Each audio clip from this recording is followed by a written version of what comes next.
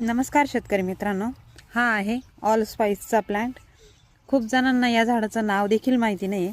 या झाडामध्ये म्हणजे एकाच झाडामध्ये अनेक प्रकारच्या मसाल्यांचा स्मेल असतो किंवा चव असते। लवंग, दालचिनी, मिरी यांसारख्या अनेक मसाल्यांची चव या झाडामध्ये असते, म्हणूनच याला ऑल स्पाइस असंही म्हणतात।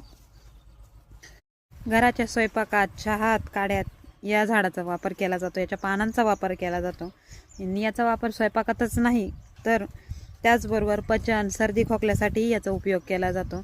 अगदी गुणकारी असं हे झाड आहेत।